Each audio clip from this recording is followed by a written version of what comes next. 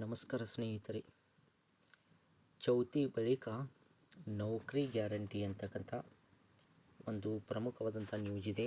ಏನಂದರೆ, ಒಳ ಮೀಸಲಾತಿಯ ಜಾರಿ ಕುರಿತು ಅಧಿಕೃತವಾದಂಥ ಆದೇಶ ಬಂದಿದ್ದು, ಈ ಒಳ ಮೀಸಲಾತಿ ಇಲ್ಲಿವರೆಗೂ ಕೂಡ ಒಳ ಮೀಸಲಾತಿಯ ಕಾರಣದಿಂದ ಎಲ್ಲ ನೇಮಕಾತಿಗಳನ್ನು ತಡೆ ಹಿಡಿಯಲಾಗಿತ್ತು. ಹಾಗಾಗಿ ಈ ಒಳ ಮೀಸಲಾತಿಯ ಜಾರಿ ಸಲುವಾಗಿ ಅಧಿಕೃತವಾದಂಥ ಆದೇಶವನ್ನು ಎಲ್ಲ ಸ್ಪರ್ಧಾರ್ಥಿಗಳು ಕೂಡ ಕಾಯ್ತಿದ್ರು ಅಂತಕ್ಕಂಥದ್ದು. ಈಗ ಅದು ಜಾರಿಯಾಗಿದೆ ಅಂತಕ್ಕಂಥದ್ದು.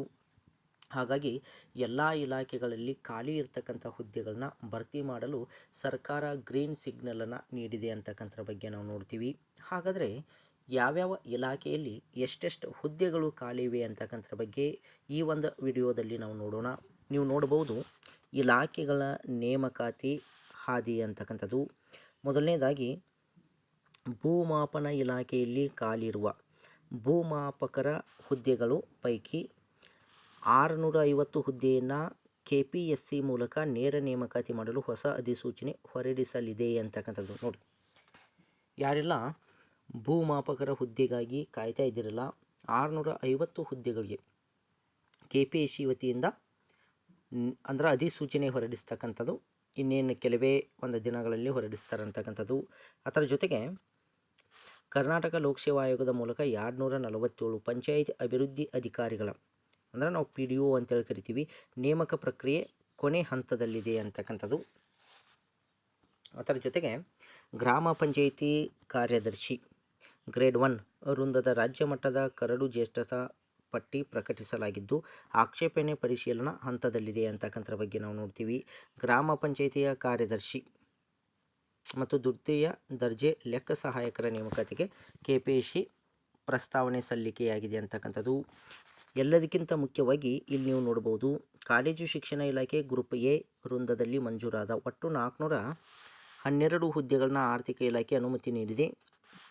ಪರೀಕ್ಷಾ ಪ್ರಾಧಿಕಾರದಿಂದ 312 ಪ್ರಾಂಶುಪಾಲರ ಹುದ್ದೆಗಳನ್ನು ನೇರ ನೇಮಕ ಪ್ರಕ್ರಿಯೆಗೆ ಕ್ರಮ ವಹಿಸಲಾಗುತ್ತಿದೆ ಅಂತಕ್ಕಂಥದ್ರ ಬಗ್ಗೆ ನಾವು ನೋಡ್ತೀವಿ. 2025-26ನೇ ಸಾಲಿನ ಆಯವ್ಯಯ ಭಾಷಣದ ಘೋಷಣೆಯಂತೆ ಸರ್ಕಾರಿ ಪ್ರಥಮ ದರ್ಜೆ ಕಾಲೇಜುಗಳು, ಇಂಜಿನಿಯರಿಂಗ್ ಕಾಲೇಜುಗಳು ಮತ್ತು ಸರ್ಕಾರಿ ಪಾಲಿಟೆಕ್ನಿಕ್ ಕಾಲೇಜುಗಳಲ್ಲಿ ಖಾಲಿ ಇರುವ 2000 ಬೋಧಕ ಹುದ್ದೆಗಳನ್ನ ಭರ್ತಿ ಮಾಡಲು ಕ್ರಮ ವಹಿಸಲಾಗುತ್ತಿದೆ ಅಂತಕ್ಕಂಥದ್ದು.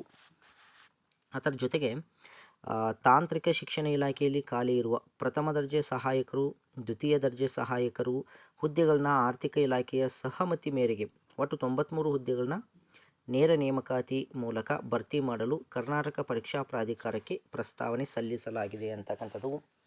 ಅದರ ಜೊತೆಗೆ ಕಲ್ಯಾಣ ಕರ್ನಾಟಕದ 7 ಜಿಲ್ಲೆಗಳಲ್ಲಿ ಖಾಲಿರುವ ಪ್ರಾಥಮಿಕ ಶಾಲೆಗಳಲ್ಲಿ 4882, ಪ್ರೌಢಶಾಲೆಗಳಲ್ಲಿ 385 ಹುದ್ದೆ ಸೇರಿಸಿ ಒಟ್ಟು 5267 ಹುದ್ದೆ ಭರ್ತಿಗೆ ಅವಕಾಶ ಸಿಕ್ಕಿದೆ. ಪ್ರಕ್ರಿಯೆ ಮುಂದುವರಿಯಬೇಕಿದೆ ಅಷ್ಟೇ.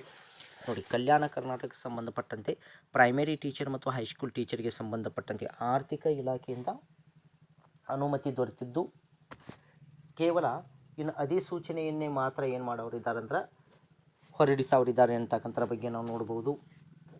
ಅದರ ಜೊತೆಗೆ ಆರೋಗ್ಯ ಇಲಾಖೆಯಲ್ಲಿರುವ 120 ತಜ್ಞ ವೈದ್ಯರು, 110 ಸಾಮಾನ್ಯ ಕರ್ತವ್ಯ ವೈದ್ಯಾಧಿಕಾರಿಗಳ ಹುದ್ದೆಗಳನ್ನು ನೇರ ನೇಮಕದ ಮೂಲಕ ಭರ್ತಿ ಮಾಡಿಕೊಳ್ಳಲು ಆರ್ಥಿಕ ಇಲಾಖೆ ಅನುಮತಿ ನೀಡಿದೆ ಅಂತಕ್ಕಂಥದ್ದು. ಅದರ ಜೊತೆಗೆ ಯಾರೆಲ್ಲ PU ಕಾಲೇಜ್ ಉಪನ್ಯಾಸಕರಾಗಲು ಕಾಯ್ತಿದ್ದಿರಲ್ಲ ಅವ್ರಿಗೂ ಕೂಡ ಒಂದು ಖುಷಿ ಸುದ್ದಿ. ಸರ್ಕಾರಿ ಪದವಿ ಪೂರ್ವ ಕಾಲೇಜುಗಳಲ್ಲಿ ಖಾಲಿ ಇರುವ ವಿವಿಧ ವಿಷಯಗಳ ಒಟ್ಟು 4511 ಹುದ್ದೆಗಳ ಪೈಕಿ 814 ವಿವಿಧ ವಿಷಯಗಳ ಹುದ್ದೆ ಭರ್ತಿಗೆ ಅನುಮತಿ ಸಿಕ್ಕಿದೆ. ಅನುಮತಿ ನೀಡಲಾದ ವಿವಿಧ ವಿಷಯಗಳ ಉಪನ್ಯಾಸಕರ ಹುದ್ದೆಗಳ ನೇರ ನೇಮಕಾತಿಯಲ್ಲಿ ಮೀಸಲಾತಿ ಬಿಂದುಗಳನ್ನು ನಿಗದಿಪಡಿಸುವ ಕೆಲಸ ನಡೆದಿದೆ ಅಂತ. ಇದು ಕೂಡ PU ಕಾಲೇಜಿನ ಉಪನ್ಯಾಸಕರಿಗೆ ಸಂಬಂಧಪಟ್ಟಂತೆ ಒಪ್ಪಿಗೆ ಸಿಕ್ಕಿದ್ದು, ಅದನ್ನು ಕೂಡ ಕೆಲವೇ ದಿನಗಳಲ್ಲಿ ಅಧಿಸೂಚನೆ ಹೊರಡಿಸಿದ್ದವರು ಅಂತಕ್ಕಂಥದ್ದು ನೋಡ್ಬೋದು. ಅದರ ಜೊತೆಗೆ 400 ಪಶು ವೈದ್ಯಾಧಿಕಾರಿಗಳ ನೇಮಕಕ್ಕೂ ಕೂಡ ಒಂದು ಪ್ರಸ್ತಾವನೆ ಸಲ್ಲಿಸಲಾಗಿದೆ. ಪಶು ಸಂಗೋಪನೆಯಲ್ಲಿ ಖಾಲಿ ಇರುವ ಗ್ರೂಪ್ C ಆಗಿರ್ಬೋದು, ಅರೆತಾಂತ್ರಿಕ ಹುದ್ದೆಗಳಿಗೂ ಕೂಡ ಪರಿಶೀಲನೆಯನ್ನು ಎಲ್ಲಿದೆ ಅಂತಕ್ಕಂಥದ್ದು. ಹೀಗೆ ಇಲಾಖಾವಾರು ವಿವಿಧ ರೀತಿಯಾಗಿ ಏನಿದೆ ಅಂದ್ರೆ ಕೆಲವೊಂದಿಷ್ಟು ಹುದ್ದೆಗಳು ಖಾಲಿ ಇದ್ದು, ಹಾಗಾಗಿ ಒಳ ಮೀಸಲಾತಿಯು ಕೂಡ ಅಧಿಕೃತವಾಗಿ ಸರ್ಕಾರದಿಂದ ಜಾರಿಯಾಗಿದ್ದು, ಇನ್ನು ಸೆಪ್ಟೆಂಬರ್ ಮತ್ತು ಅಕ್ಟೋಬರ್ ತಿಂಗಳಲ್ಲಿ ಈ ಎಲ್ಲ ಅಧಿಸೂಚನೆಗಳು ಹೊರಡಿಸ್ತಕ್ಕಂಥ ಸಾಧ್ಯತೆ ಇದೆ ಅಂತಕ್ಕಂಥದ್ರ ಬಗ್ಗೆ ನಾವು ನೋಡಬಹುದಾಗಿದೆ ಅಂತಕ್ಕಂಥದ್ದು. ಇದು ಇಷ್ಟು ಪ್ರಮುಖವಾದಂಥ ಮಾಹಿತಿ. ಎಲ್ಲರಿಗೂ ಧನ್ಯವಾದಗಳು.